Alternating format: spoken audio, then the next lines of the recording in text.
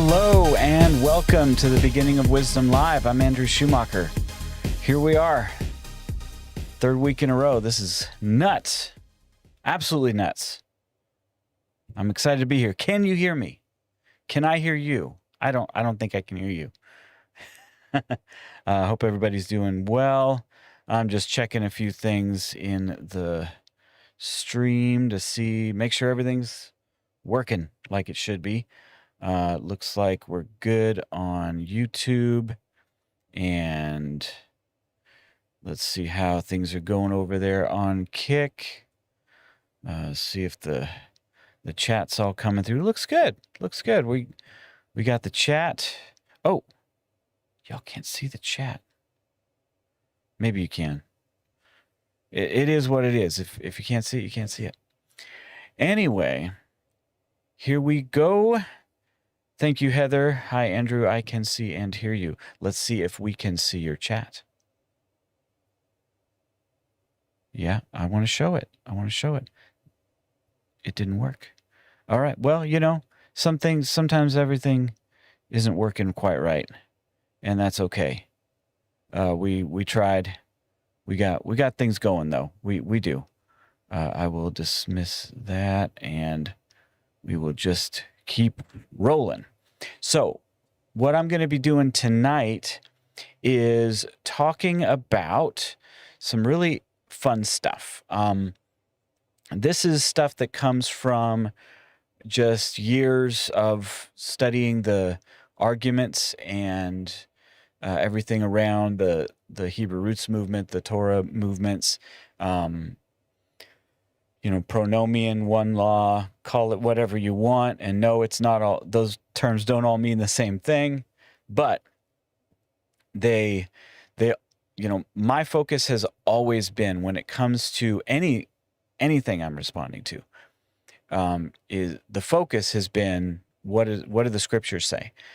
Last week we talked about more of philosophical stuff and logic and all that, but at the end of the day, it came down to, we're not Trinitarians because of a logical argument. Not that it's not illogical, but it's not because of some sort of philosophical, argument that we believe what we believe.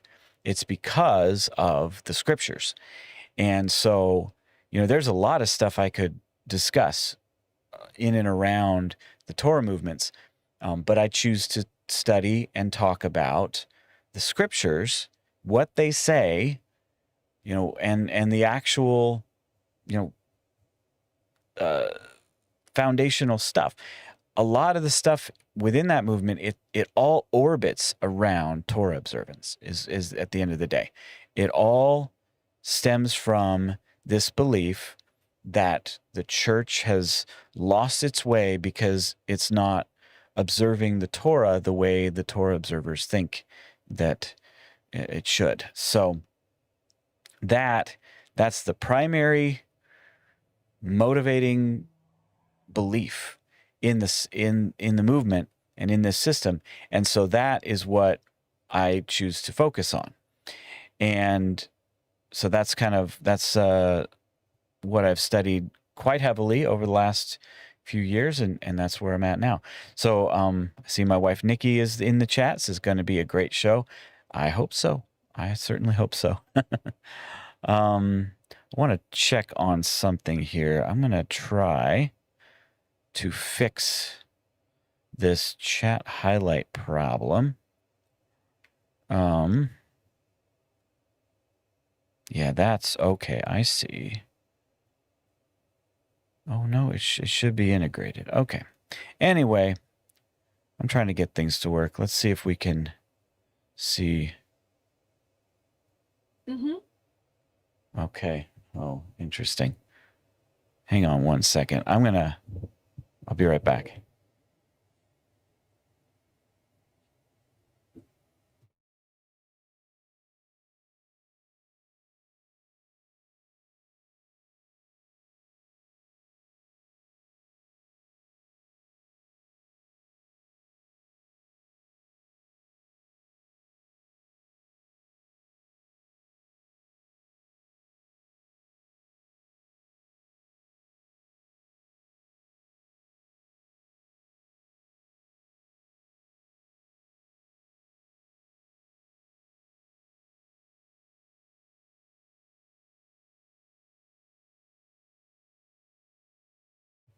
Okay, I'm back. All right, just had some stuff to figure out there. Okay. I am curious about why. There we go. That's what I want. And it is not showing like it would. Anyway. Let's see. I do want to try to fix this if I can. Probably not gonna happen tonight. It was working last time. Oh, maybe I just reload it. There it is. Interesting. Something about, yeah, garbage disposal leak. Yes, that was my wife letting y'all know why I'm a little late tonight. Okay, we got that working now. Good to go. And I'm just gonna agree with my wife. It's gonna be a great show. Okay, we fixed that little hiccup. That's fun later for sure, because as we start looking at these things, if any Torah folks want to join us and have any questions or think you can tackle these, we'll see. We'll see what you can do. But yeah, getting back to the subject. So over the time that I've studied this movement and I've studied the theology of this movement, I've chosen to focus on the biblical arguments and what they're saying that the scripture says, and then testing that and evaluating that. And over the course of time, I've discovered certain things that I think are truly unanswerable questions that they, and I don't mean unanswerable in the broad sense. So there's a broad sense of unanswerable that simply means like, I don't have an answer. Well, there's lots of questions I don't have an answer to, and it seems odd that I would have to say this, but you have to say this. Of course, there are many, many questions, many theological questions that I don't have like an answer for. And that's because God hasn't provided it. Christianity is a revealed religion. God has given us his truth in the scriptures, and he has spoken through, the apostles and prophets and all that. So the Bible is finite. The Bible is a finite book that contains the words of God and God speaking. But he hasn't spoken on every subject. I think that obviously it has what we need pertaining to life and godliness, as Peter says, that it is sufficient for us to be equipped for every good work, as Paul says. So there's all of that. And that's because of studying that stuff, I've found things that I think that the folks in the Torah movement cannot answer, in the sense that it defeats their whole position. Not having an answer defeats their whole position.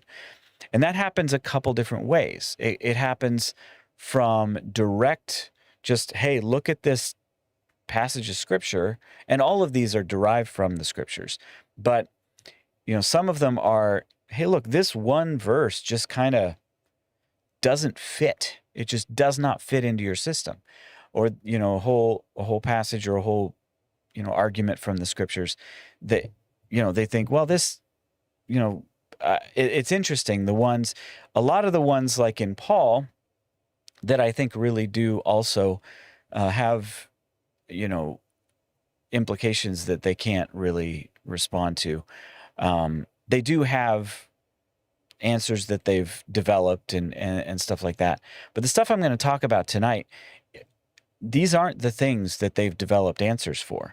These are the things that pretty much get ignored. 9 times out of 10, I've seen zero answer to these particular questions and conundrums. And if there has been an answer, it's either been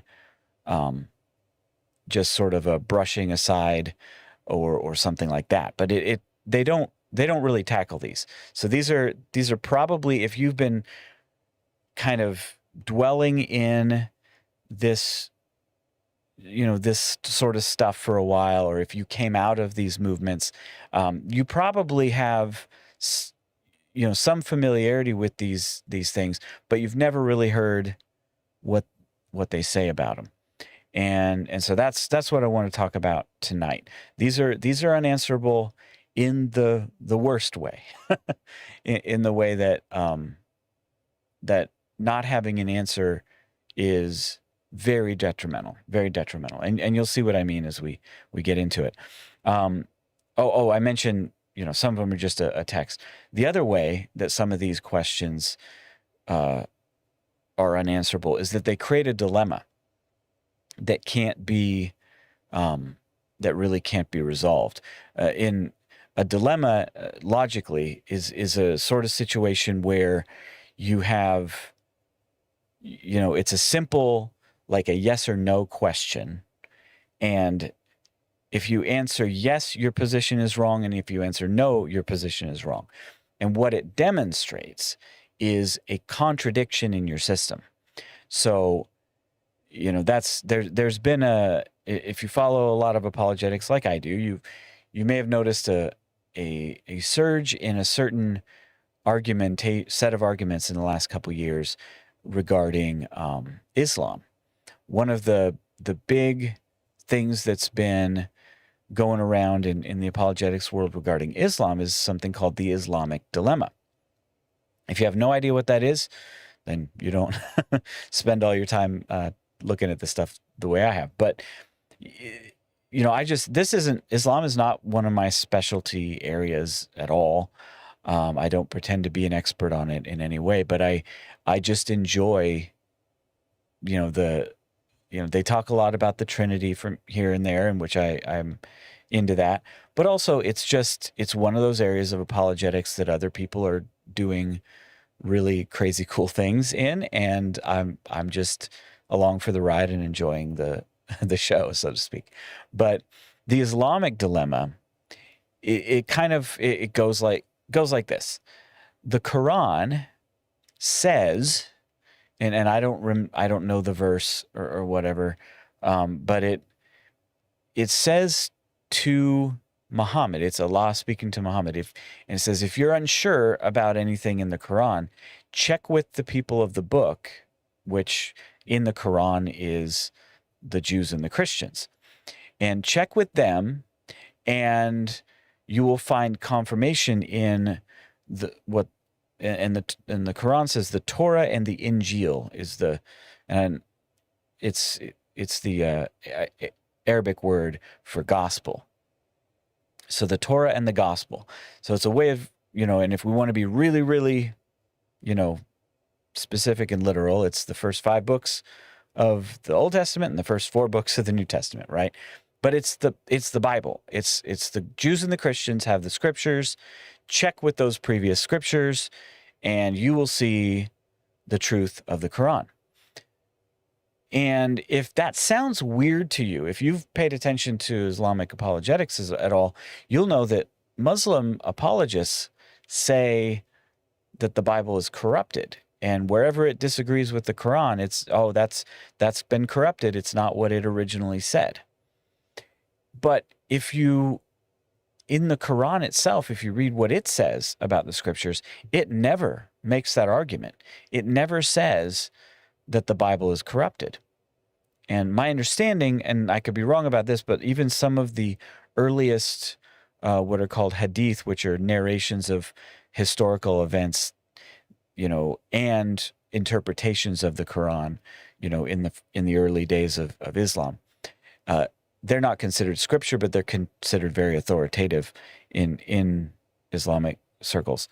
And different ones obviously take different ones of those hadith at different levels. But even the earliest of those don't really seem to say anything negative about the scriptures, about the Old and New Testament. So what's really interesting to me is that the Quran doesn't say anything negative. It tells Muhammad, go, check with the Bible to see if what Allah is telling you and what's in the Quran is true.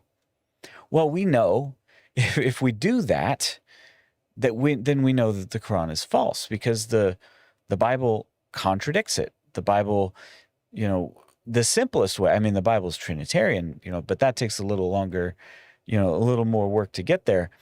But it says things the Quran clearly rejects, like that God is the Father and Jesus is the Son. And even if you reject the Trinity, you don't reject that Jesus is the Son of God. And the Quran, disagrees with that. The Quran disagrees that Jesus was crucified. There's a bunch of stuff in the Quran that clearly contradicts Scripture. And therefore, if the Scriptures are true and Muhammad were to go and ask them about it, he would find that the Quran is false. And so the question is, should we test the Quran by the Scriptures? And if the answer is yes, because the Quran says so, we find that the Quran is false because of all the ways the Scriptures contradict it.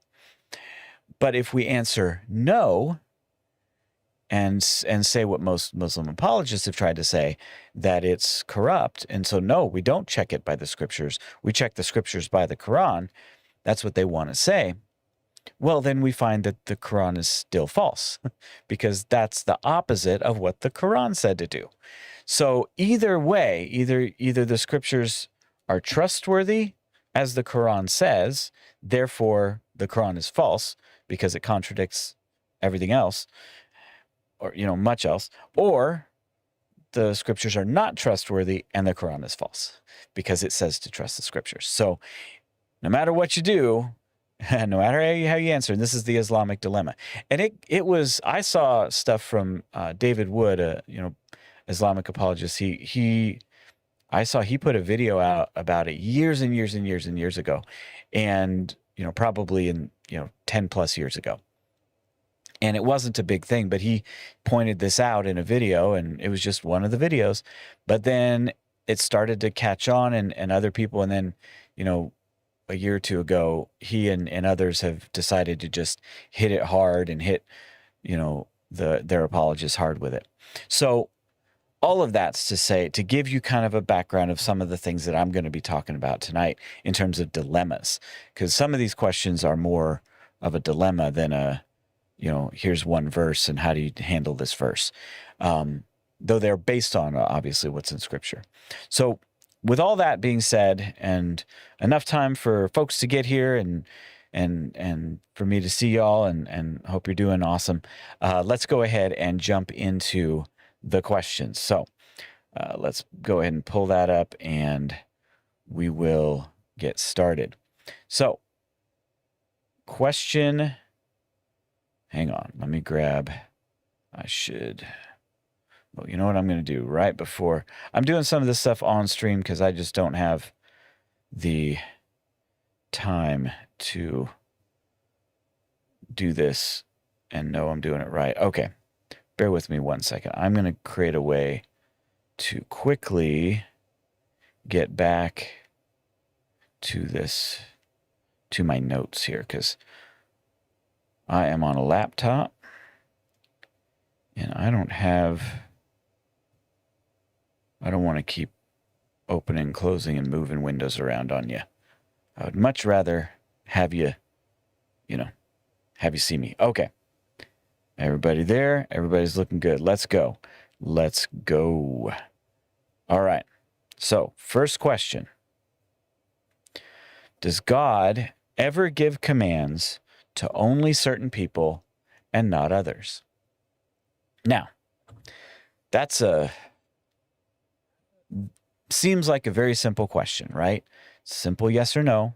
Does God ever give commands to only certain people and not others? First of all, let's answer this question, and then we'll talk about how it's a dilemma. The obvious answer is yes. Of course, God gives commands to only certain people and not others, right? He commanded clearest, the first big example, I would say, is Noah. Now he tells people to do, there's a little bit before that, but I think this is just one of the most obvious and big examples is Noah. He says, I'll make a covenant with you. You're going to build an ark. I'm going to bring you the animals. You're going to put the people on the ark because I'm going to flood the world, and you need, we're going to protect you. I don't even need to bring it up. Everybody knows the story of Noah. Well, did God command everyone in the world to build arks? No, he certainly did not. And does he continue to expect people to build arks? Is everyone supposed to keep building arks? Obviously not. This is, it's a clear, there is a clear answer to this question. Yes, obviously, God gives commands to only certain people and not others. Well, why does this matter?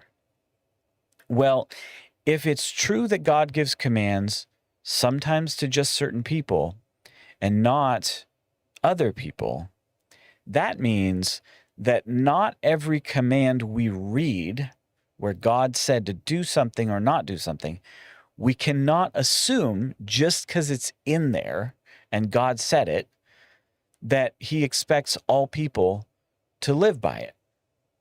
Right? I mean, that should be obvious. We need to actually look at context. We need to actually figure out if we see a command, does that command apply to me?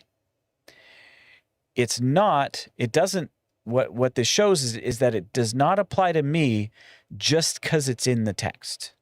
That's the thing I want you to see. Now, does that mean that if a Torah person, accepts, oh, of course, yes, God does that, but, everything, in the Torah, but I would remind you that Genesis is part of the Torah. But no, I mean, everything God gave Israel at Sinai and all that stuff, that's for everybody. If they want to say that, okay, but now they have to show it. Because all I have to do to destroy that assumption is simply ask the question, well, how do you know that the stuff that God told Israel at Sinai applies to everybody? How do you know that? And now they actually have to say, because this is something you're not going to generally see. When you talk to people in this movement, you are not generally going to hear them give a sort of supportive reason why everyone today is supposed to be doing what God commanded Israel at Sinai. Other than maybe they'll appeal to some texts, some commands that we really do believe apply to everybody, and say, well, you don't think this applies to everybody? But, and yes, I mean, obviously, don't murder, don't commit adultery, don't steal, don't bear false witness, right? Those things apply to everybody. But, and a lot of other things that it talks about, kidnapping and other terrible sins, right? So there's a lot of stuff that everyone does agree that's in the Torah that was given at Sinai applies to everyone. But it can't just be assumed that God gave a command, therefore it applies to everyone. Because, and that's usually all they attempt to do. They don't do their homework. They say, look, here's a command. It's in there. Therefore, you have to do it. Well, why? Why does that? What is the connecting thing? What is it that applies that to me? And there are lots of things that we know that make certain things apply to everybody, but there are other things that maybe it doesn't. So this is probably the smallest of the of my unanswerable questions. I think this is an unanswerable question for 99% of them. Now, honest ones could say, okay, everything in Sinai does apply to us, and actually give some kind of an argument for it, some basis that they think, that happens. What this exposes, what this first question really exposes, is that they don't do that. They pretty much never give you the basis for why a Sinai command applies to you, other than that they can point to another Sinai command that applies to you, and you would agree with that command applies to you. But yeah, there's a lot of stuff that they would argue. Okay, next question. Can you point to a text that says we are all not to see categories of laws, or that all laws are the same?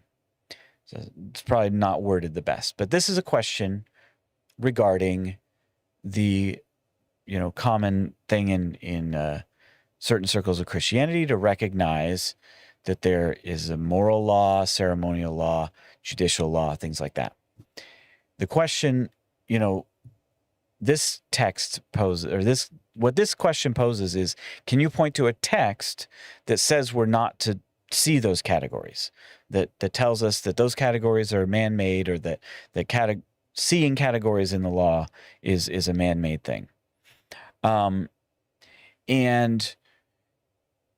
the issue here, and this is again, this exposes, again, this is less of a huge deal, but it's I think important, and it weakens one of their favorite arguments. One of their favorite things to say is that the distinctions between moral, ceremonial, civil laws, that kind of stuff, is man-made. It's just a man-made tradition. It's not in Scripture. We don't categorize laws. And the only reason they have these categories is so that they can not try to not have to do certain things. Well, I will say, if those categories are true, they do have implications regarding what is binding on us today, what's binding on the unbeliever, what's binding on Christians, and those distinctions are going to be important as we get into some of these other questions. But the reason, the key of this is to say, can you point to a text? And it, just anything, and you'll see it's kind of vague, that we're not to see categories, or that all laws are the same. I'm not saying, can you point to a text that says don't separate moral, ceremonies, because their whole argument is that we made those categories up. If you've seen any of my stuff, you know that I absolutely do believe in that there's a moral law, that there's a ceremonial law, and that there are judicial laws. And there are different kind of ways that that's been talked about, but those distinctions go back into the early church. And I've done a whole bunch of stuff. If you watch my series, the Torah Under Christ, Part 1, this is the first place it starts, is really primarily distinguishing between moral and ceremonial laws. Because I don't think that they're just three buckets, and we only need to worry about the moral laws in the moral bucket, and we can ignore all the rest. It's not that simple. But in terms of what's binding on Christians today, in a nutshell, what I would say I believe is that moral laws are universal. They apply to everyone. Doesn't matter your religion. None of that matters. You're a human being. The moral law applies to you. Ceremonial law is tied to covenant. And so I would say that the command God gave to Noah to build an ark is a ceremonial law. And of course, I'm obviously using ceremonial as a specific term of it's a label.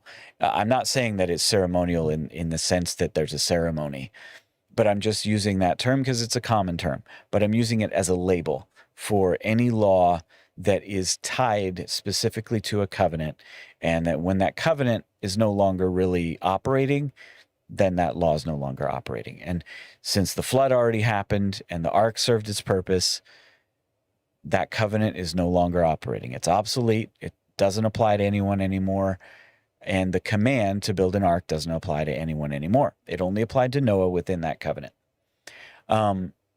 Likewise, in the Sinai covenant, there are laws that only apply to the people in that covenant.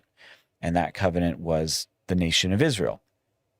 And it applied to everyone in the covenant, so it didn't really matter if they were believers, truly believers, or not truly believers. You know, there's definitely a mixture within that covenant. But that covenant was an earthly sort of physical, things you can touch kind of a covenant. And so it applied to the people in that nation and of the covenant people of God. So that's, you know, and then judicial, I'm not going to dive into that. And we don't really need to for the sake of this question. The point I'm making here is that the people who make the argument that it's just a man-made tradition don't go to the text to show how that man-made tradition actually contradicts the scriptures, because it doesn't. There's no text that says, you know, every law given to Israel applies to all the people. And in fact, there's a lot of things that, you know, this will actually apply to some other questions we have. But the point is that having a distinction between different kinds of laws is certainly going on. And I would argue even within Israel. One of the key texts that I would point you to is Isaiah chapter 1. You know, Isaiah chapter 1 talks about how God hates the people's offerings and Sabbaths and prayers and all of these religious things because they are neglecting justice and mercy and sinning in other ways. And this is a distinction between moral laws and ceremonial laws. And God is saying the moral law is more important. If you're not keeping those, then it kind of doesn't matter what's going on with the ceremonial observances and all that stuff. All right. But oh my gosh, sorry, when I see a big text, so I see here Truth Seeker says First Fruits of Zion says the church has been wrong for 1800 years and Jesus only made a down payment on the new covenant. Okay. Can you show me that from scripture? Yeah, no, it's not that way. So the point of this question, again, it takes away one, and I would also point out in terms of categorizing laws, Jesus did that too, right? He said you tithe mint and cumin and all this stuff, but you neglect the weightier matters of the law. So clearly there are weightier matters of the law. And if you do a study on it, and again, this is in a lot of my content, the stuff about the Sabbath and how Jesus talked about the Sabbath. He constantly talked about it in terms of hierarchy, in terms of what was more important than what, right? He said that you circumcise on the 8th day, even if it's a Sabbath, because that law is more important than the Sabbath. And he talked about how the priests are offering, doing their offerings. And he even says they violate the Sabbath, but are blameless.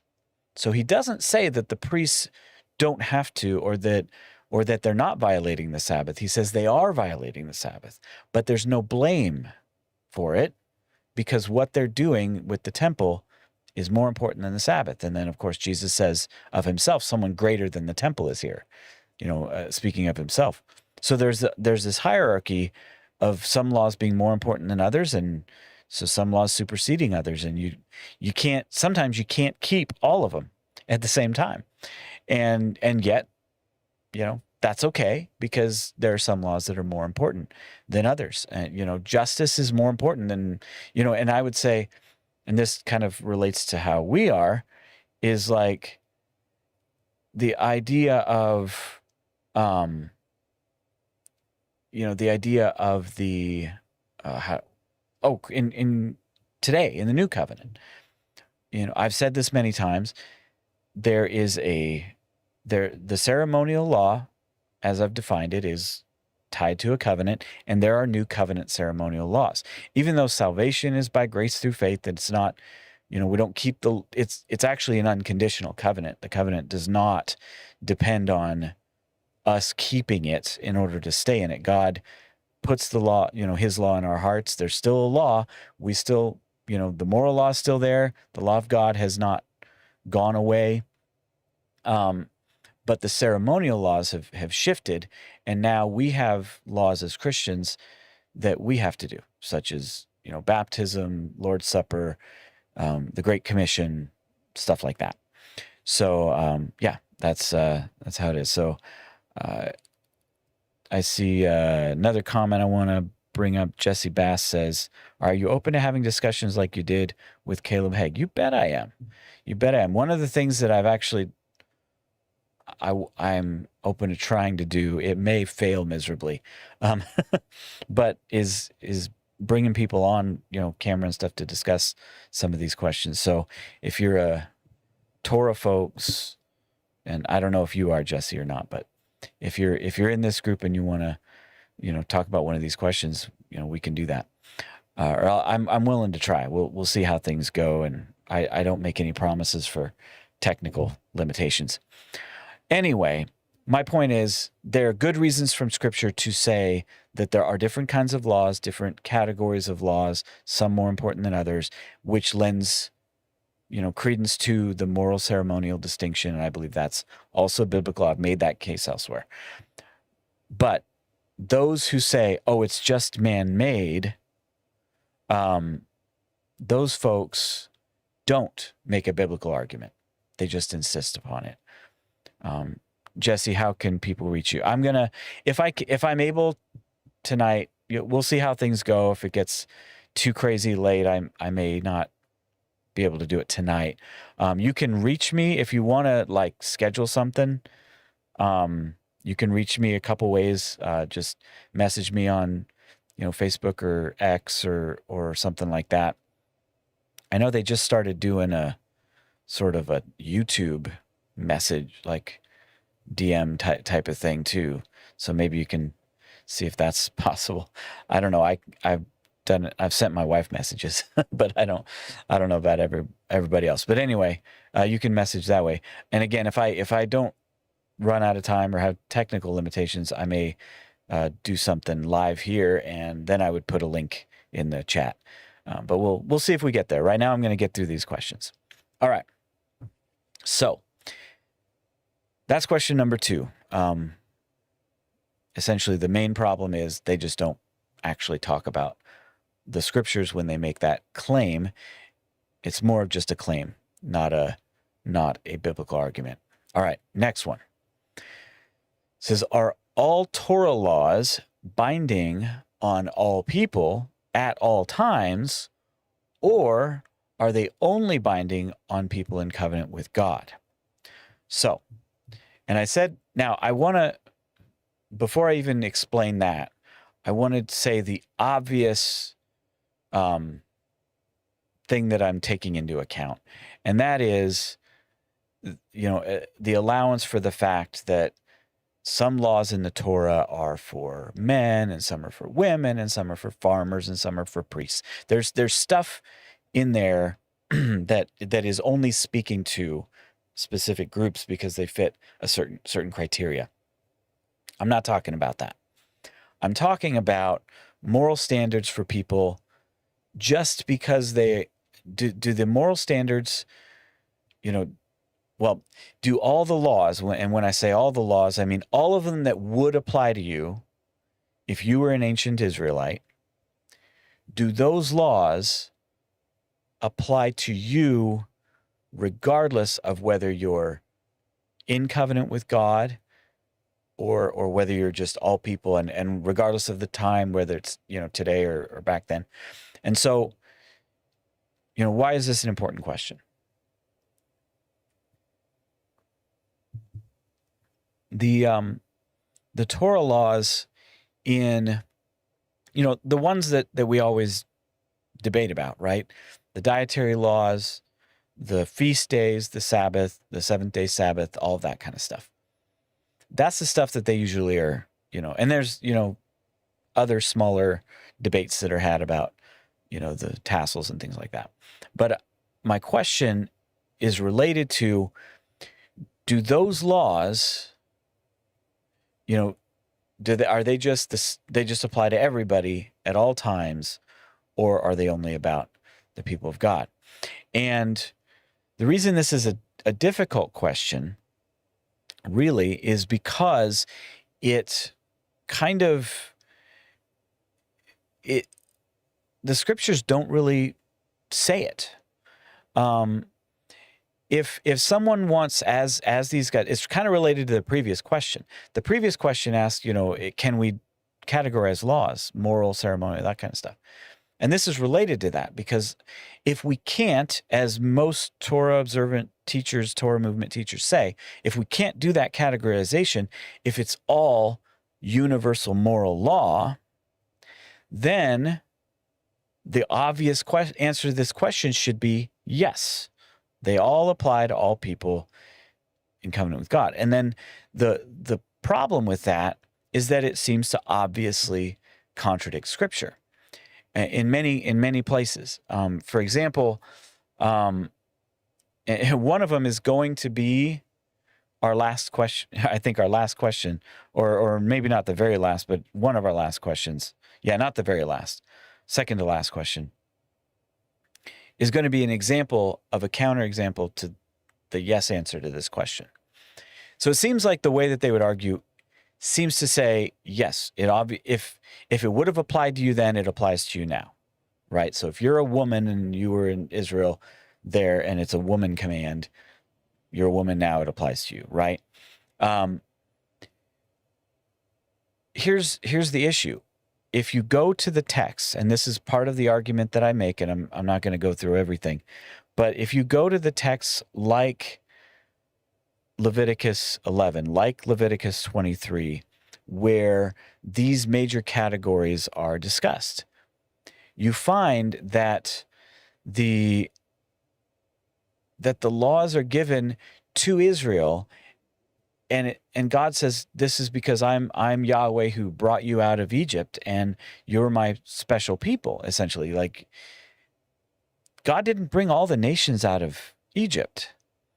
Some of these laws are given in a way that separates them from the other nations.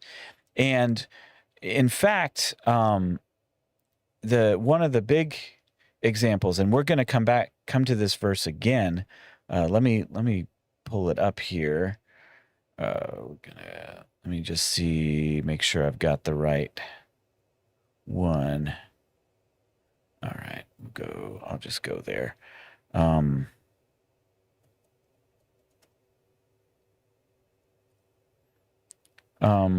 Leviticus 20, I'm going to switch over to this and make sure y'all can see. All right, it's very small, but I'll read it. It's Leviticus 20, verse 25. God is giving an exhortation for the people to keep separate from the other nations.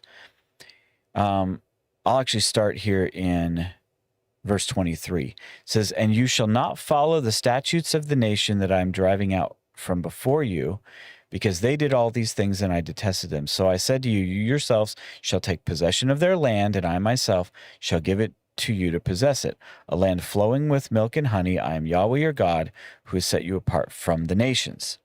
So God is speaking to Israel. This is not to the nations, obviously. He didn't set apart all the nations from the nations.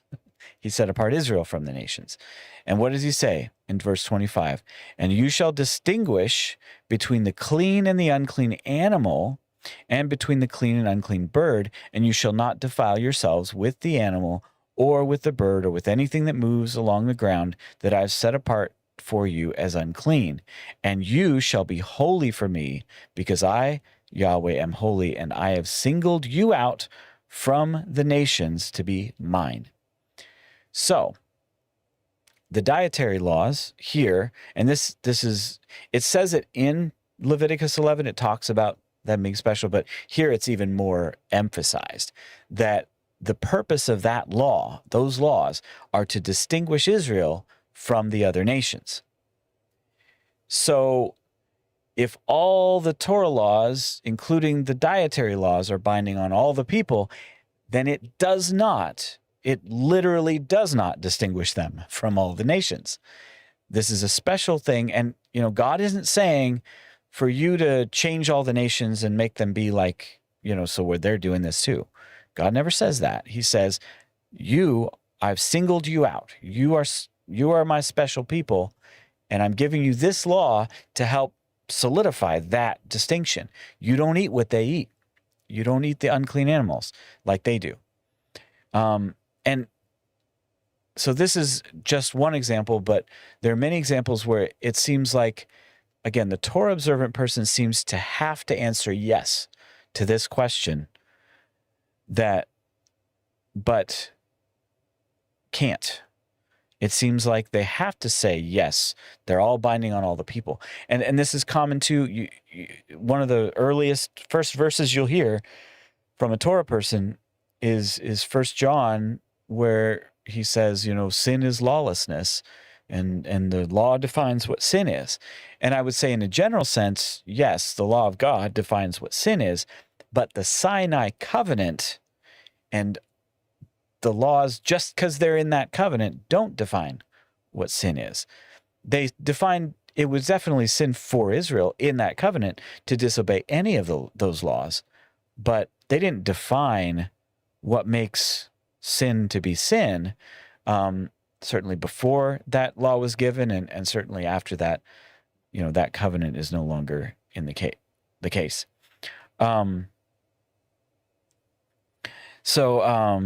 Anyway, so that's kind of what I have here on question 3. Let's see. Checking the chat here. I've got a question from Nitro Strike.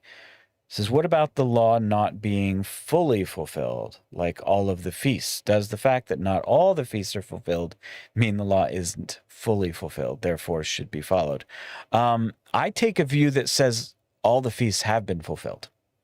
You'll commonly see, and I don't have time to get into all of it, but you will commonly see, graphics and charts and things that say, like, I get them mixed up, spring feasts and fall feasts, that I believe it's the spring feasts have been fulfilled. That's Passover, first fruits, Pentecost.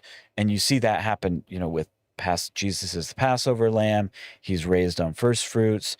Pentecost happens, the giving of the Holy Spirit. It's the, all that stuff. But then the fall feasts of, like, Day of Atonement, booths, trumpets, right? That stuff's at the second coming. I don't think that's quite right. Now, they may also connect to things in the second coming. I'm not saying that's impossible, but just read Hebrews and you'll see that Hebrews is very much tied to the sacrifice of Christ. Jesus' sacrifice is the once for all sacrifice. It's the sacrifice that the Day of Atonement was pointing to.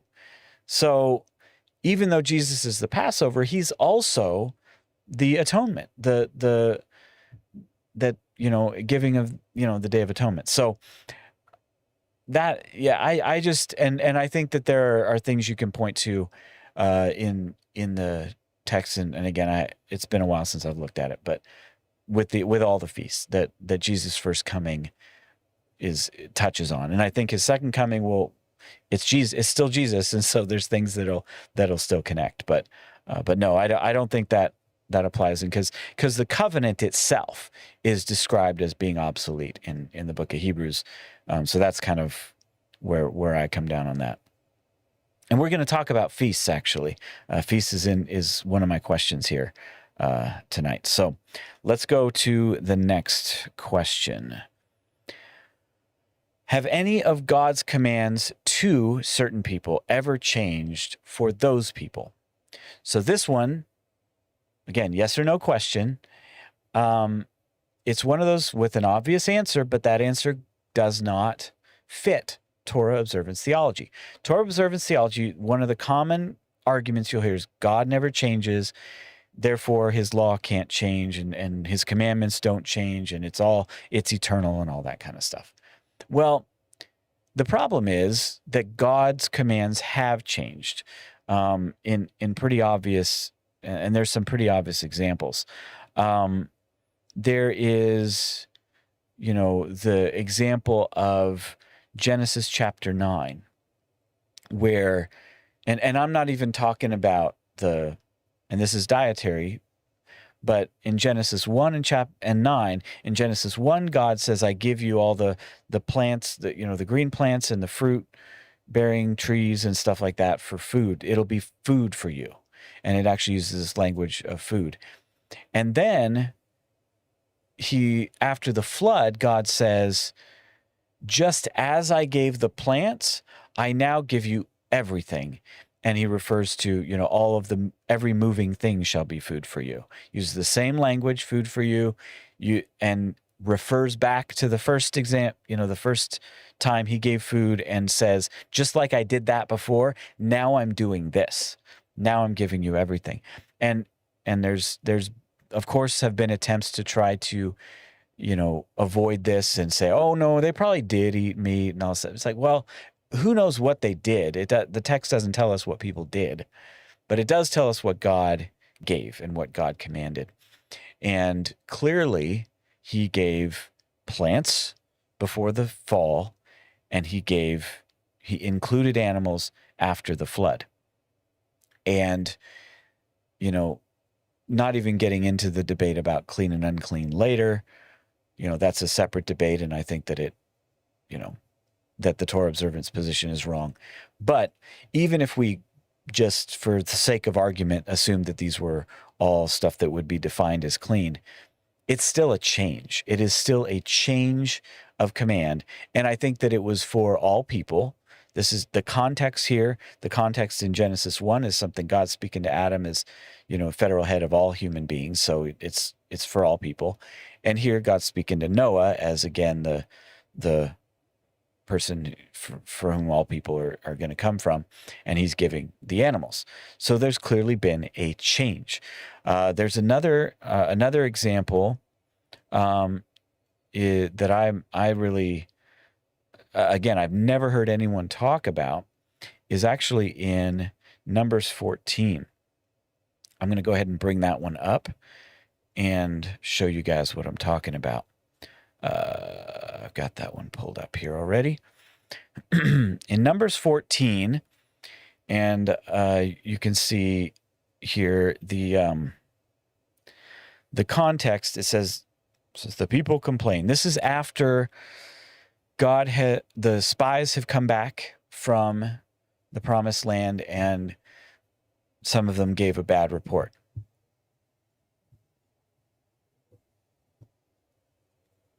And the people sided with the bad report. And they said, oh no, we can't do it. We can't go into the promised land. And then God, this is a bad thing, and right, and said, God, I believe it's in chapter 13 that God tells them, you're done. Oh no, maybe it is 14. Yeah, all the community lift up their voices. They were complaining, because this is just on hearing the report. It says in verse 11 here, it says, Yahweh said to Moses, how long until this people will despise me, and how long until they will not believe in me and in all the signs that I've done in their midst? I will strike them with disease and will dispossess them. Moses says to Yahweh, hey, don't do that. The Egyptians will hear. But then, he asks him to forgive. But then he forgives them. He says in verse 20, Yahweh said, I've forgiven them according to your word. But as I'm alive, the glory of Yahweh will fill the earth. But because all the men who have seen my glory and my signs that I did in Egypt and in the desert, yet tested me these 10 times and did not listen to my voice, they will not see the land that I swore by oath to their ancestors. So God says that these people who gave the bad report, they're not going to see it. But he says, Caleb and Joshua, that they're going to see, Caleb's going to see it. That's fine. So, but he's going to send him right to wander in the desert for 40 years. And says, everyone 20 years old and above are going to die in the desert. He gives them this, except for Caleb and Joshua. So then, what does it say?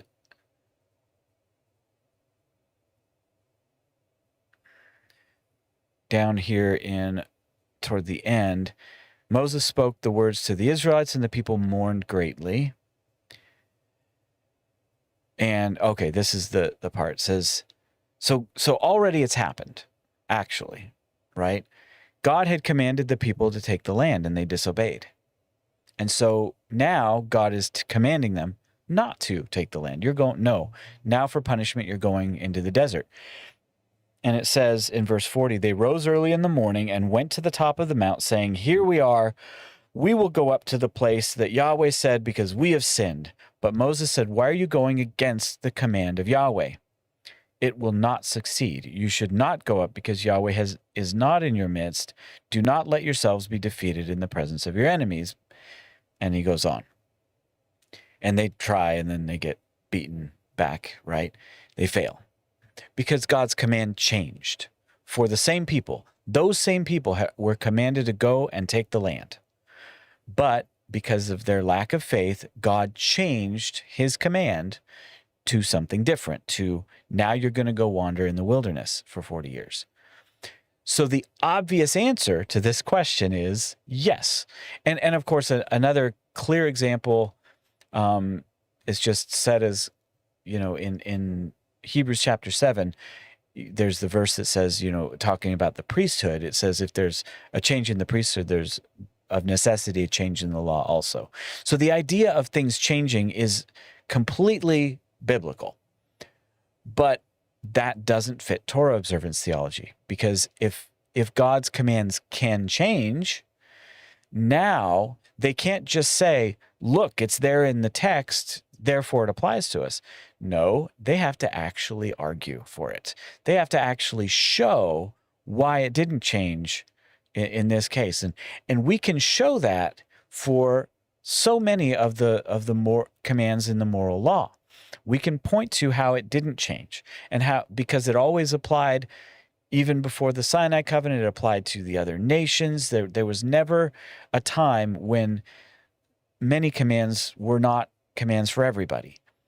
But we can point to parts of the Bible that allude to these changes in these types of laws that are considered ceremonial. That's all biblical. But the Torah person wants to make an argument, oh, well, the commands don't change, God never changes.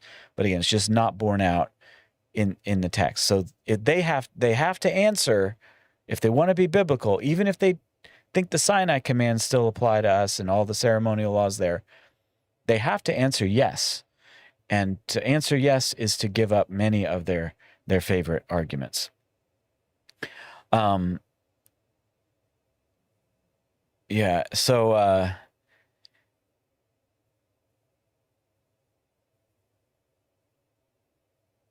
so just checking in on some of the chat. Someone named Craig Hayden. Hey, we got ourselves a Torah person here. He says, let me bring it up here. He says, John 14:15, Yeshua said, if you love me, keep my commandments. We are still expected to follow the feast, the dietary laws, and the Sabbath. Okay. Jesus never commanded anyone to keep the Sabbath. He said, my commandments. Jesus never commanded anyone to keep the feasts. And Jesus never commanded anyone to keep the dietary laws. So that's a problem. And especially since those are ceremonial laws tied to his Sinai covenant, and Jesus inaugurated a new covenant with new ceremonial laws, and we have all the scriptures that talk about how things are different now. That's not that's not a good argument. So anyway, I mean, you're welcome to try your hand at some of these questions. What you're saying here is just, contradicting the question. That doesn't actually answer it. All right. Let's keep going. Let's keep going. All right. So, next question. Does becoming a believer change anything at all regarding God's expectations of a person? So, this is kind of another way of asking stuff that we've already discussed regarding like moral ceremonial laws. I would say, as I've explained tonight, that ceremonial laws apply to covenants. They apply to people in those covenants. So in the Sinai covenant, you were born into that covenant, or you converted into Israel and became a member of Israel and maybe became part of that covenant people, right? And then you became part of that covenant, and you were expected to keep all of the laws, including the ceremonial. But those ceremonial laws didn't apply outside of Israel. They, as we've discussed, the dietary laws clearly did not apply to other nations because they were designed to make Israel special and distinct from those other nations. And so for us in the new covenant, does becoming a believer change anything? I would say absolutely. We in the new covenant are expected to get baptized, to baptize people that convert, obviously, to take the Lord's Supper, to devote ourselves to the teaching of the apostles, to prayer, to evangelism, the Great Commission. All of these things are things that God not only doesn't expect the unbeliever to do. There's no command anywhere in Scripture that says that an unbeliever is condemned because he didn't get baptized or he didn't take the Lord's Supper. In fact, there's, I think, good reason to think that when Paul's talking about, the people who are taking the Lord's Supper in a bad way and not discerning the body and stuff, and I mean that passage has a lot of different ways people look at it. But one thing I think everyone would agree, every Christian would agree on, is that if you're not a believer, you should not be taking the Lord's Supper. And maybe even it would be a sin. Like you would not be doing, God would not be pleased, and he would actually think that you're profaning it by rejecting Christ, but then taking the supper that is the, as if you can, have the body and blood of Christ without faith, that he would actually think that that's bad for you to do that. But if you're a believer, you're supposed to do that, right? So the obvious answer, becoming a believer does change things regarding what God expects of you. That being the case, that means that when it comes to all of God's commandments, they're not all universal moral laws for every person everywhere. They're not. Not every single one. Some of them only apply to God's people. And that applies in the new covenant today. And again, by extension, that applied in the Sinai covenant as well. We know not only logically, but as we've discussed, it's clearly what's going on there. All right. That was an easy one, quick one. All right, next question. What activity... Okay, this is starting to get into some of the tougher ones. If you thought those ones were tough on the Torah, folks, these ones get even tougher. What activity does God command you to do today in order to observe Passover? We just had a commenter in here saying we're still expected to follow the feasts. Okay, I'll bite. How do you do that? How do you observe Passover today? What does God command you to do today? Now, for a lot of Christians, you probably, who don't observe Passover today, you probably, you're like, I don't know, I've been to maybe you've been to a Passover Seder that's got a lot of extra stuff in it that's not in the Bible. And there's some interesting things that go along with that. But what's in the Bible? What does the Bible command you to do? Well, why don't we look it up? How's that sound?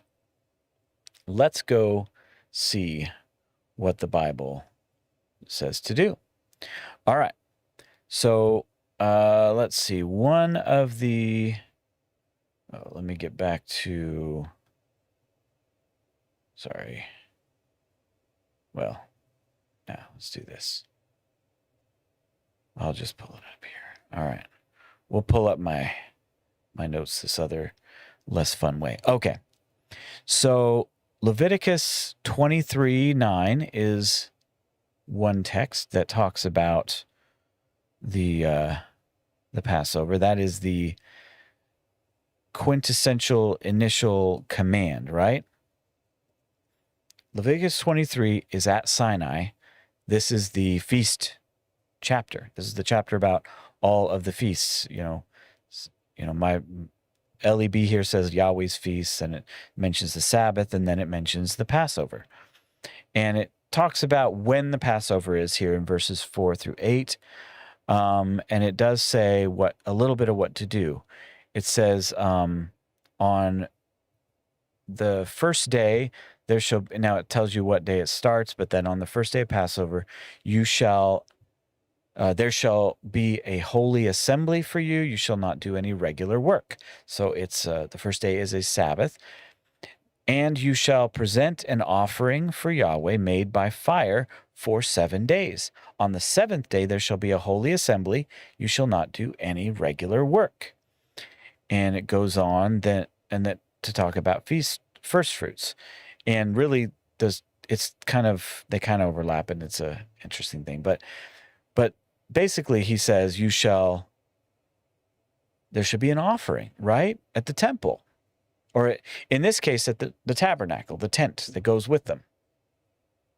Now, one of the interesting things, speaking of changes in the law, one of the interesting things is here with the Passover, this law is given at Sinai when they have, and Sinai is also where they're commanded how to build the tent, and they do it all. They're there at Sinai for quite a while.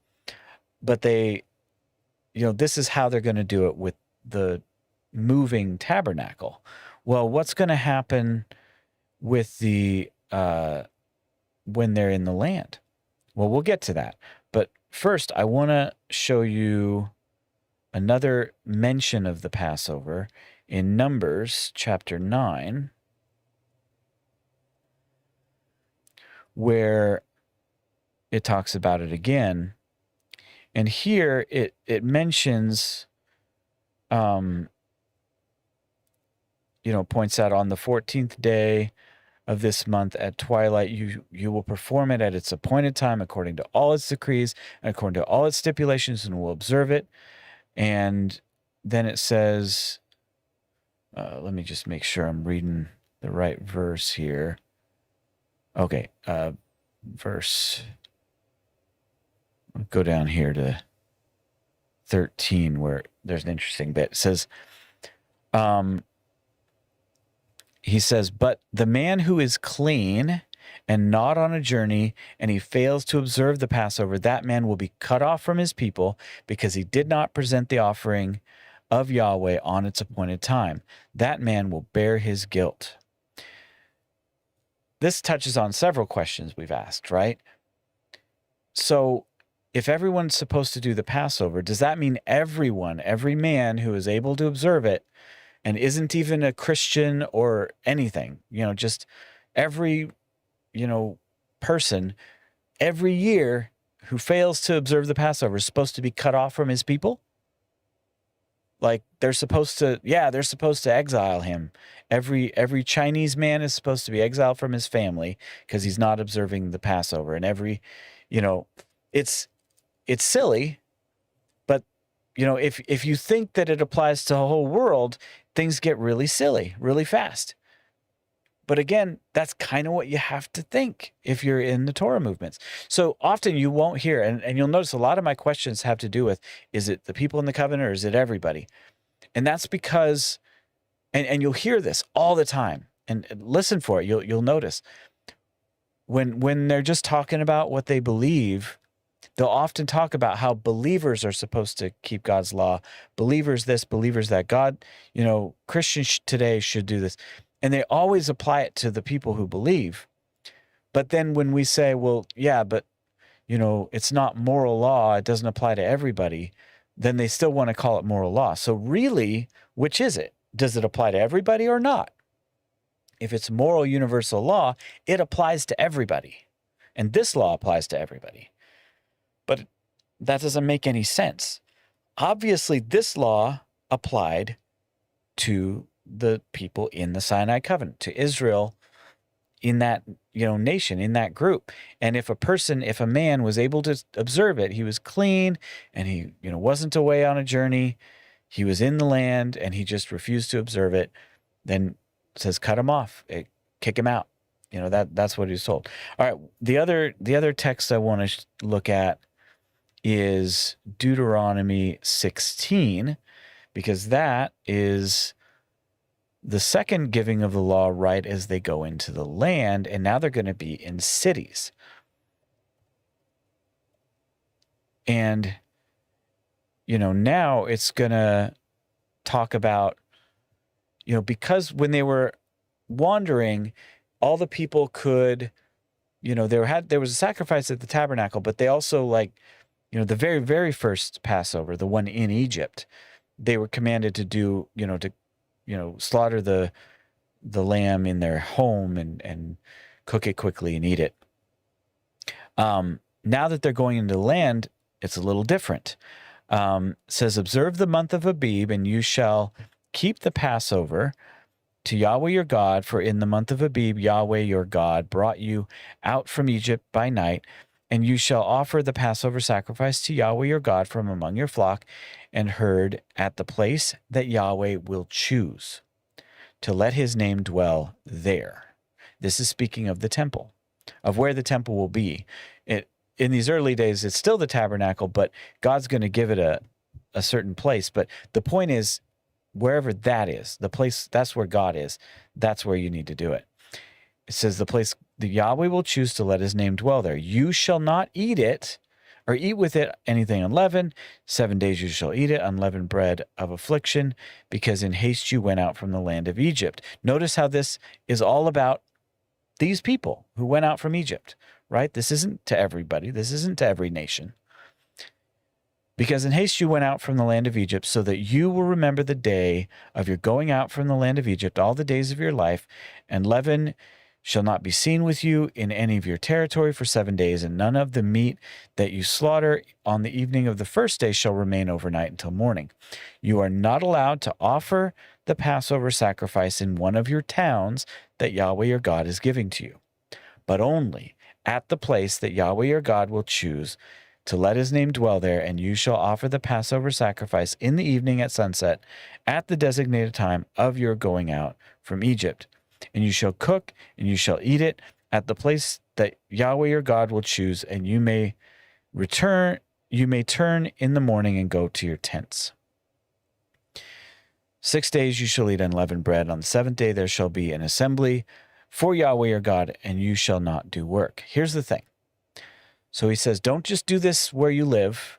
Come to the place that I told you and offer this sacrifice. Can anyone do this today? No. So what you find when it comes to the Passover, when it comes to observing the Passover today, is that there is no unity on this question. There are, thousands of different ways that people observe the Passover today, because it's a feast that can no longer be observed today the way that God commanded. Remember what he said in Numbers, you shall do it exactly according to these stipulations that I'm giving you, but it can't be done. And that's true of all the feasts. There isn't a feast in this list that doesn't involve animal sacrifices at the tabernacle, which then later becomes a temple. So the feast cannot be observed. And a lot of people, and we'll talk a little bit about sacrifices. That's one of my questions. But but it's important to realize that no one can observe the feasts. So when I ask the question, what activity, this is not a yes or no, what does God command you to do today in order to observe the Sabbath or observe the Passover? There's, and I could ask this about really any of the feasts. There just isn't a good answer. I mean, there's some things, oh, well, you only eat unleavened bread. Okay. But how do you know, what about the other stuff? Why aren't you doing the other stuff? Well, we can't, but we can eat unleavened bread. Okay. But where does God say, observe the feast in the way that you can?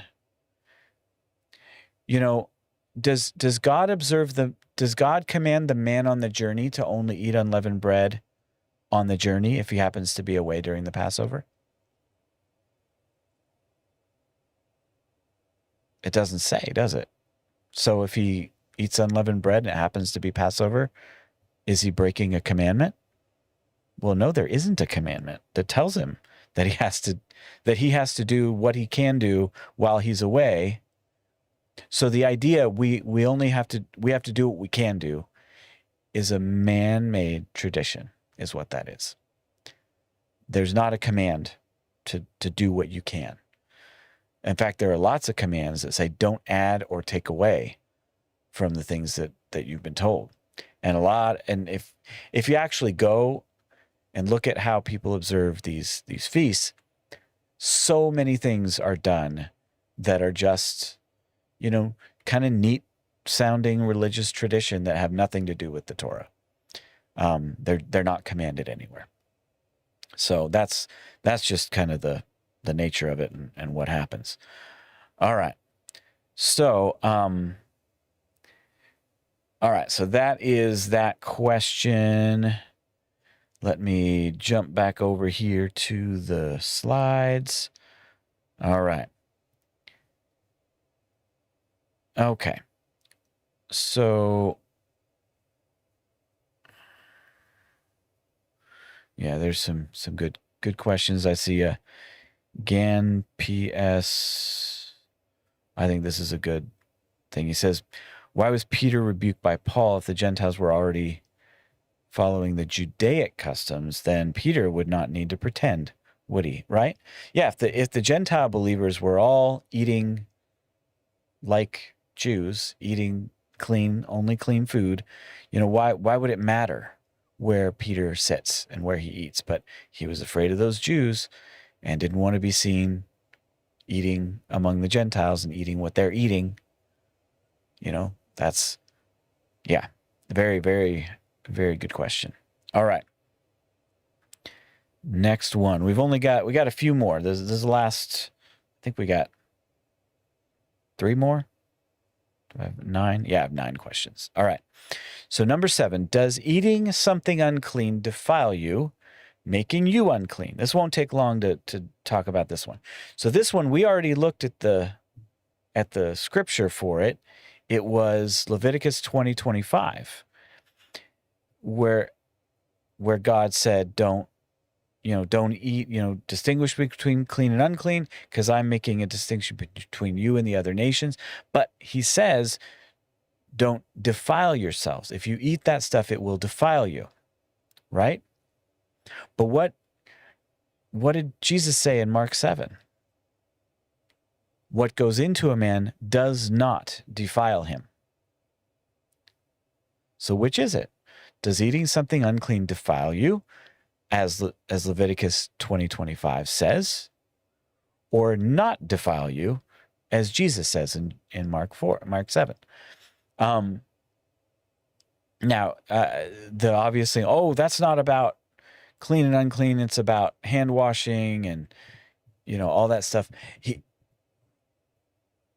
Set that aside for a moment. I think you're wrong, obviously, but set that aside for a moment and let me ask you, does eating something unclean defile you, making you unclean.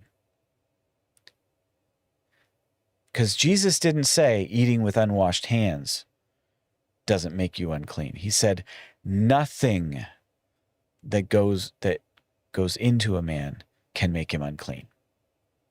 But what comes out of a man, that's what makes him unclean. Nothing. And that's why the end of that verse, verse 19, is that he did, as it says, he cleansed all foods. He made all foods clean. He cleansed them. Because in doing this, and this, I think that's a parenthetical comment made by Mark, the writer, long after these events, as he's reflecting on what happened, he makes that comment. He doesn't, no one in the scene, among the Pharisees and all that, no one else talks about that at all, because Mark's making an observation about what Jesus actually said. But that's a whole debate. But the thing that you can't debate about is what Jesus said. Nothing that goes into a man makes him unclean, or nothing that, it doesn't defile him. But then Leviticus 20:25 says that unclean foods do defile. So which is it? And if there can't be any changes and nothing can change in the law, then you've got a contradiction on your hands. But if you're taking the historic Christian view of the scriptures and a Christian relationship to the law, then there's no contradiction, because Jesus is changing food laws, which we already established in Genesis 9 are the sorts of things that can change. Dietary laws can change. That was established long before Sinai. So that's part of that. All right, next one. All right, this is a question this is about a particular text. This is a verse that I've never heard a well-known, well-established, popular level Torah observant person deal with. It says, this is Deuteronomy 14:21, "You shall not eat any carcass. You may give it to the alien who is in your towns, and he may eat it, or you may sell it to a foreigner, for you are a holy people for Yahweh your God." So, what's going on here? This is really a verse. So the question is this prohibition against eating a carcass a moral law with universal application? That's the question. Remember, they say you can't, it's a man-made tradition to distinguish between moral and ceremonial laws. Moral laws apply to everybody. Therefore, you have to do all the law. So here's the question. Look at this verse. So the people of Israel, that is the people who are, and I would say, because there's people who are descended from Abraham, Isaac, and Jacob, and there are some who came out with them, who the Egyptians and such, who became part of that covenant people. Even though they weren't descended from Abraham, they became part of the covenant people. And God says to those people, you shall not eat any carcass. So any animal you find dead. And notice there's no distinguishing what kind of animal. Obviously he's commanded, long before this, don't eat any unclean animals. So this is probably on the assumption, even if it is a clean animal, you're not to eat it. You don't eat animals that you didn't kill, that you just find dead. But you may give it to the alien who is in your towns, and he may eat it. So there's someone in Israel. This isn't even just about the other nations. In Israel, there's someone who can eat it. But not you who are part of my covenant, but other people, foreigners who are with you. You can sell it to them. You can give it to them. They can eat it. Because you are a holy people for Yahweh your God. Do you notice it again? This commandment is for you, you special people who are part of the covenant. You are my people. You have some extra different rules. that the other people don't have. And sometimes there are some rules, there are some commandments that God says there is one law for the foreigner and the native born, right? This happens several times throughout the Torah. And God says this and says there's one law for both of them. This is where the one law people kind of get their name. They draw it from those texts. One law for both the native and the foreigner. But notice that doesn't apply to every law. This is, as far as I can tell, there's a few other verses that kind of seem to allude to the fact that there are differences even within Israel, but this is the most blatant and obvious. Now, I've never heard any of your top, most popular Torah observance teachers touch this verse. Now, maybe I've looked, I just haven't seen it. Now, I've seen some, when I've looked up this verse, I've seen some kind of unknown just dudes, that are in the movement kind of trying to talk about it, but they've never explained it. They've never been able to, they've just kind of given a sort of brush off type of explanation where they just kind of acknowledge what it says without dealing with how it affects their theology. They say, yeah, the Israelites are not allowed to do that, but, they could give it to the foreigners and foreigners could eat that thing, but, on to the next verse. They just kind of explain what it says without dealing with the implications. I'm sorry, wait, I thought the dietary laws are something that we're all supposed to do now, and people aren't supposed to eat unclean, and you see all these memes and stuff about, because of health reasons, which of course the Bible never talks about that, and again, maybe in that time and in that place, there may have been good health reasons. God doesn't have to tell us all of his reasons for doing things, but they say, see, all these other people, they're getting all this bad health results from this. But notice that God says, no, it's cool. It's cool if the carcass. Now, you think about it, a dead animal that you find dead, if you don't know exactly how long it's been dead, a lot of stuff could be growing in that. There's a lot of health reasons why we probably wouldn't want to eat something like that. But again, God doesn't talk about health stuff. It's just, it's when it talks about clean and unclean. It talks about it's ceremonial stuff. It's religious stuff.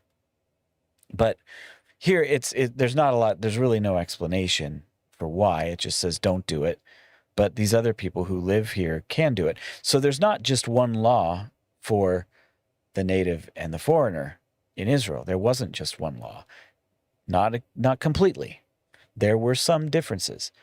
And yeah, this is one I would love to hear somebody from, one of these guys that is out there making these arguments. Like they just don't deal with this verse. I haven't found it. If you find something, let me know. Maybe there's something out there that I've missed, but I haven't seen it. All righty, let's see how we are going. All right. So the next verse or the next question, and I think this is our last one. Are sin sacrifices still required in principle today, and what do they bring about? So this is going to be familiar territory for a lot of folks, because there was a whole brouhaha a couple years ago with R.L. Solberg, Dr. Solberg now, where he presented the dilemma regarding sin sacrifices. And he said, look, are sin sacrifices still required for Christians today? And do they atone for sin? Because it's pretty clear from Hebrews that Jesus' sacrifice atones for sin once for all. And if you say that sin sacrifices still atone for sin, then you're saying that there's something that Jesus sacrificed. There's some sin that Jesus' sacrifice doesn't atone for. So this is such a big deal. And I want to make this one pretty clear. This question is such a big question in the Torah movements that it's a big point of division within the Torah movements. A couple years ago, when this whole brouhaha happened, people were in Rob Solberg's comments, and Caleb Haig was in there, and David Wilbur was in there, and they both made videos about it. And I don't think I didn't make a video myself about the controversy, but I had a conversation with Caleb Haig. It's still on my channel. It's also on the Torah Resource channel. He did that and put it up on Torah Resource. And we had a back and forth discussing this question about sin sacrifices. And we discussed this piece that this is within the Torah movements, there is a division, people on two sides on this issue. One, and it's whether they answer yes or no to this question. Those who say yes, they're still required in principle today. A lot of them would not say, yeah, we should go do it. Some do. Some are slaughtering lambs in their yard and stuff. Well, they're doing Passover. A lot of times that's Passover. But the sin sacrifices, nobody's really acting as a priest in the tabernacle and the temple. Like, that whole apparatus is gone, so people can't do it. So some people say, well, it's going to come back in the millennium or something like that. And that's what Caleb believes. But so some say yes, but many in the Hebrew roots and Torah movements say no. And the reason they say no is because, like, Hebrews is so clear. In fact, I want to bring this up. I want to go ahead and actually point it out. So let's see, Hebrews, especially Hebrews 9 and 10, but 10 has some just absolutely devastating things to say. We're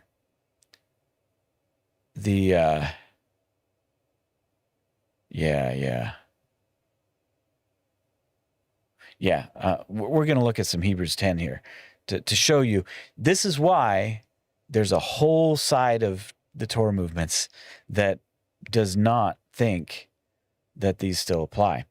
So here, yeah. So look here at the beginning, the first couple verses. For the law, possessing a shadow of the good things that are about to come, not the form of things itself, is never able year by year, by means of the same sacrifices by which they offer without interruption, to make perfect those who draw near. So it says they're not able year by year to make perfect those who draw near, right? They're just offered incessantly. They can't do it. They can't make people perfect. And then verse 2, for otherwise would they not have ceased to be offered? Because the ones who worship, having been purified once for all, would no longer have any consciousness of sins. And it's interesting, this version, I'm looking at the Lexham, which I like for a lot of reasons. It asks it as a question. The Greek is not certain on that. I'll show you like the New American Standard for this same passage. It says, would they not? Oh, maybe it is. Maybe I'm just misremembering it. I could be just misremembering how it's stated. Oh, yeah. It's a question. Never mind. So, but yeah, it says, would they not have ceased? Now, notice what it says about their ceasing. Now, we know they have kind of ceased, right? Because Jesus judged Israel and destroyed the temple. But notice what it says, for otherwise would they not have ceased to be offered? Why? Because the ones who worship, having been purified once for all, would no longer have any consciousness of sins. So if they could do the job, if they could perfect the people, then they would have ceased. That's what it says. And then it goes on, it says in verse 4, or verse 3 says, but in them there's a reminder of sins year by year, for it is impossible for the blood of bulls and goats to take away sins.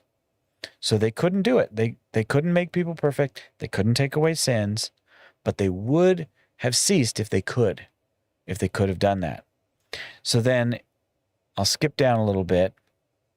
It says he takes away the first to establish the second, by which will we are being made holy. So he takes away the first sacrifices, the animal, to establish the second, the once for all sacrifice of Jesus. And he goes on and talks about every priest stands daily serving, everyday serving. But this one, after he has offered one sacrifice for sins for all time, sat down at the right hand of God. So the priests are constantly standing, doing their work, can't make anyone perfect. But Jesus does it once and sits down. He's done. The work is done. The people have been cleansed. And we know that because what is verse 14? What does verse 14 say? For by one offering, he has perfected for all time those who are being made holy. By one offering, he has perfected them. The people are perfect. Remember, that's what the problem was in verse 1. They couldn't make perfect those who draw near. But now they are perfect. Verse 14. And so that's why it says, and it goes on to explain that with some Old Testament references, but then it goes on, it says, now there is therefore forgiveness. Where there is forgiveness of these, there is no longer an offering for sin. There is no longer an offering for sin.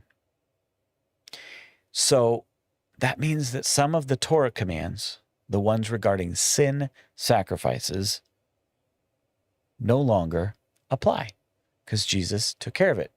That is so obvious that even people who want everybody to do the Torah stuff and want everybody to eat kosher and observe the feasts and keep the Sabbath, a lot of those people, and they make all the same kinds of arguments that God doesn't change and the law is eternal. They make all this kind of argument, but then they come up against the sacrifice and say, oh yeah,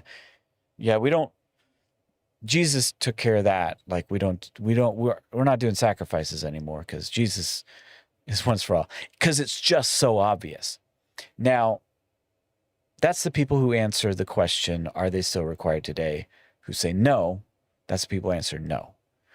And what's the dilemma? Well, as I told Caleb Haig, they give away the farm. Once they say that, oh, so the sacrifices no longer apply today because of what Jesus did. So why does the other stuff apply? Now, if you admit that some stuff in the Torah no longer applies because of Jesus' sacrifice, why are we, let's talk about the other stuff. Maybe the other stuff doesn't apply. Now you have to argue for it individually. You can't just say, well, God doesn't change. Well, if God doesn't change means those other laws don't change, then God doesn't change should also mean that the sin sacrifices don't change. But if you believe they do, you've given up the farm. You've given up that entire argument. So some don't want it. Like I said, this is a division. So some people say, yes, they are still in principle required. We can't do them because of the temple and the circumstances, but they are still in effect. Well, then they run into the problems that I, outlined, and the problems that this text point to. The way that the ones who say they still apply, they fit into some different categories. Some just say, they're going to be a remembrance in the future. There'll be some kind of like a looking back on and talking. They'll point to Christ like they always did. They'll point to his sacrifice, but they're just sort of a symbolic gesture and they don't actually take away sins at all. And it's like, well, that's cool, but then they've still changed. And I'm going to get to that, but I also want to point out how the stuff that we just talked about in Hebrews refutes those like Caleb Haig and Tim Haig and other people in his camp who say, well, actually they are still going to apply and they're still going to atone, but not all atonement has to do with sin. And they'll point out that some atonement has to do with cleansing the temple and all that stuff. The problem with that argument is that Hebrews 10 still refutes it, because it says they would have ceased if the people, it has nothing to do with the temple, has nothing to do with the different types of offerings, as they'll argue. They'll say, well, the sin sacrifices do something different than what Jesus' sacrifice did. Jesus' sacrifice brought about salvation. Those sacrifices just bring about sort of an earthly cleansing of some sort. The problem is that that's not what the text says. The text says in 10:2, would they not have ceased if the people had been cleansed, if they were made perfect? If they were made perfect and their consciences were cleansed, both things that Hebrews says Jesus' sacrifice does for us, if that had happened, would they not have ceased? Why wouldn't they keep doing it? But they kept doing it because it was a reminder of sin, because they weren't cleansed, right? So it was about the people and whether we're perfect and have in the sight of God and that we have our sin cleansed. Jesus' sacrifice did that. Therefore, they've ceased. And that's why both verse 2 says, would they not have ceased? And then verse 18 says, now there's no longer any sacrifice for sins. The text is obvious. Just Hebrews alone refutes the idea of this sort of coexisting sacrifices where they apply to different things. But even the argument that they make for the sacrifices that, they apply to different things, and they lean hard on verse 4 that the blood of bulls and goats could never take away sins. And they'll say, well, see, Jesus' sacrifice had to take away sins, but there's still, ritual uncleanness and stuff, that the other sacrifices do. The other sacrifices didn't, they didn't atone for sins in the way that Jesus sacrificed it. And I would say obviously not, right?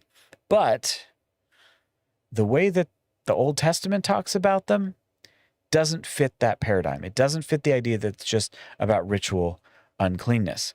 There is, and what I'm going to show you here is, hang on a second. Let me get back to the right spot. Is the verse that, again, it's kind of like that other Leviticus verse about or Deuteronomy verse about the carcass. This is another one they just can't seem to really deal with. This is, let me look it up here. I wrote it down. Leviticus 4:26.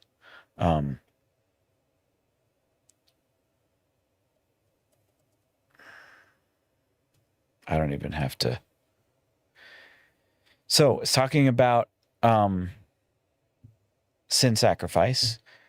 And it says this is a priest. If the priest himself sins, it says he must turn all of its fat into smoke on the altar, like the fat of the fellowship offerings. Yeah, let me open it up just so you get a little more context. But you'll see. It says, verse 25, the priest shall take some of the sin offering's blood with his finger, and he shall put it on the horns of the altar of the burnt offering, and must pour out the rest of its blood on the base of the altar of the burnt offering. He must turn all of its fat into smoke on the altar, like the fat of the fellowship offering sacrifice, and the priest shall make atonement for him. That's the one that brought the sacrifice, because of his sin, and he will be forgiven. The text here is absolutely unambiguous. So one thing that Tim Hegg, when I talked about his stuff on this, Tim Hegg argued about that atonement can also be about ceremonial uncleanness and cleansing of the temple, and you cleanse the things in the temple, and it says that you're making atonement for them by, sprinkling blood on them and stuff like that. Well, okay, but that's not about sin. But this word, the word for atonement, this sort of cleansing, the Hebrew word. It can apply to both these places. But the Hebrew word underlying forgiven, being forgiven, only applies to sin. And that's what it says is happening with the Old Testament sacrifice. The sin offering is making atonement for sin so that the person will be forgiven. Now, that obviously doesn't contradict Hebrews 10:4 that the blood of bulls and goats cannot take away sin. So what's the connection? How do these things work? It doesn't work Tim Hegg's way and Caleb Hegg's way and the way these guys are talking about, that the temple, that the animal offerings were something different and unrelated, or, something in a different category than what Jesus did, because it's about sin, it's about forgiveness. So it's about the same thing, but Hebrews gives us the answer. It tells us they just had to keep doing it over and over because they couldn't make people perfect. It could never take away the sin. It would offer some forgiveness, but then people would have to keep doing it. So it was only a temporary thing. And I would argue there's from other parts, that basically when they offered sacrifices, when they offered stuff for atonement, it really did take away the wrath of God, in the sense that Israel was under his wrath at times, which is him sending plagues and him sending other nations to take over. It was all things going on earth. None of it really had to do with eternal salvation or judgment or any of that. Jesus' sacrifice is all encompassing. It makes people perfect. We don't receive, as Christians, we do not receive God's wrath in any way, either on this earth, in what happens to us in our life, the way that in the Old Testament, the way God did that with Israel, nor in eternity, because we're forgiven fully once for all based on the sacrifice of Christ. That's really what's going on. So, and you might say, well, gosh, it seems like God spanks me when when I'm doing wrong. It's like, yeah, he disciplines those he loves, right? You may experience some hard things because of doing wrong things, but it's not wrath. It's not justice. It's discipline. It's God, you're his child, and he's trying to direct you in the right direction. But it's out of love and the fact that he's already forgiven you for your sins, But what's going on here is that yes, the Old Testament sacrifices did atone for sin. People were forgiven. God's wrath and justice was held back by those sacrifices. But those sacrifices were not complete. And so, that's why Jesus came. So even the people that are saying, oh, yes, they are still required today, they run afoul of the fact that Jesus' sacrifice made us perfect. Hebrews 10:14. And it's about that, and that's something that they just can't answer. All right. That's it. Those are all my questions. So maybe you wrote them down, maybe you didn't, but I wanted to, kind of go through those with you. And those are all questions that just don't have good answers in the Torah movements. That last one they've tried, but it has not worked. But a lot of those other ones, they just don't really touch them.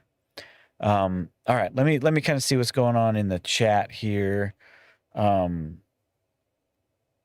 There's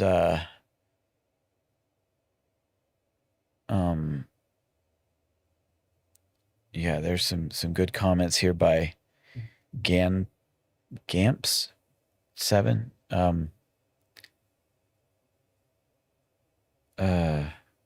Okay. Oh yeah, there's several good questions. Oh, this is, so if you're still here, BC Hodge 1, why aren't the Torah folk building an ark? That's in the law too, right? That was one of our first questions, not specifically about Noah, but the general question. Like, are there any commandments that applied only to specific people and not everybody? And that's one of the obvious ones. But they don't, depending on how they argue for Torah observance, they don't have a good answer for why it is that we're not all supposed to build arks. As silly as it sounds, their theology just doesn't have an answer for that. Then Gamp says, attempting to supplement salvation with old laws or sacrifices is a dangerous rejection of grace that essentially treats Jesus' ultimate sacrifice as completely worthless. Yeah, I mean, it definitely misunderstands it. It definitely doesn't treat it with the worth that it actually has. It makes us perfect. There's nothing lacking. There's no reason for any animal sacrifices at all. And he goes on to say, how much worse punishment do you think, this is from Hebrews, would be deserved by the one who has trampled underfoot the Son of God and has profaned the blood of the covenant by which he was sanctified and has outraged the Spirit of grace, Hebrews 10:29, right? Don't go back. I mean, that's what Hebrews is all about. Don't try to go back and depend on those things when you have Christ. And we got a question here. Peter W. says, have you seen any evidence of the Torah keeper people moving to Eastern Orthodox? I see similarities in the two groups. I mean, I don't know. There are definitely a few examples I know of people who've been, teachers in the Torah movements who have stopped. But the examples I know of, from what I can see, they've kind of gone just back into some Protestant or evangelical Christianity. I haven't seen a trajectory to Orthodox from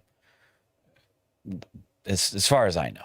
I have seen a trajectory of people who get so caught up in it that they then reject Paul, and then they then reject Christ and become, atheists and non-religious, or they go, become Jewish, or then they just go become atheists. Most Jews are atheists, and I can understand why. I mean, because whereas Christianity is consistent with Old and New Testament. Without Christ, the Old Testament is incomplete, and the Old Testament doesn't make any sense outside of an established nation with, the temple / tabernacle going on, and the sacrificial system and all that stuff, like a small established nation like Israel was. Without something like that, it just doesn't work. And so that's why you have all the stuff in the Talmud and things that about how to do this and that, because the Jews can't observe the feasts. We have the Jewish calendar, and we have all of the holidays they still observe all of the holidays. They recognize that, okay, this is when we do this holiday, but they can't do anything like what's in the Bible. So they have to, their rabbis came up with other things for them to do. But yeah, that's kind of what I've seen. I haven't seen them go in Eastern, but I've seen people go Eastern Orthodox, but mostly out of other Christian traditions. But that's been what I've seen. All right, it's getting late. You can tell I'm yawning. So I don't think I'm gonna be able tonight, as much as I'd like to. I'm not gonna try to do the call-in thing. Maybe, hey, let me know if this video, I mean, we've got a fairly decent number of people watching. I'm glad to see you guys here. If this gets shared around and this gets some uh, some exposure and more people, a whole bunch of views, a whole bunch of comments about it. Hey, if you want me to do like a call-in type show where that's kind of what we do, then maybe I'll do that, and maybe I'll make one or all of these questions like the thing that we try to talk about. Hey, if you're Torah observant, see if you can answer these questions or answer one of these questions. That might be real fun to do. But anyway, I think that's where we're going to finish up today. Thank you guys for being here. It's been totally a blessing, and I'm glad we got to do it. And yeah, with that, hopefully I'll see you next week. And God bless.